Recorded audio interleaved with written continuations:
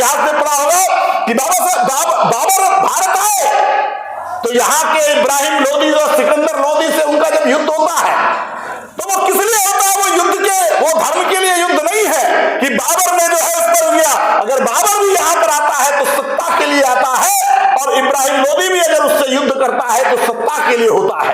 मेरे कहने का तात्पर्य है, मैं आप सब नौजवानों को केवल ये बताना चाहता हूं, इस देश में कभी भी धर्म के नाम पर कभी युद्ध नहीं हुआ है। ये ऐसा देश है कि अगर रसखान को पढ़ेंगे तो रसखान किसके कवि थे, किसके भक्त थे? वो भगवान श्री कृष्ण के भक्त थे।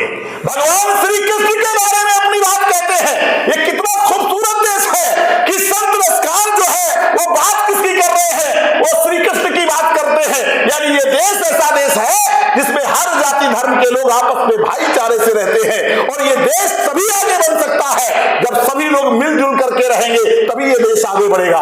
वरना ये देश ऐसे देश था कि जिसको देश कहने में आज हम गर्व कर सकते हैं, क्योंकि आज भारत का संविधान लागू है।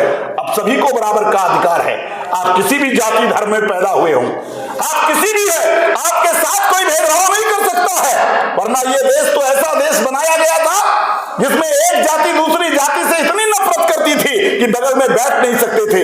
तो अब कल्पना करें आप संत गाडगे के बारे में।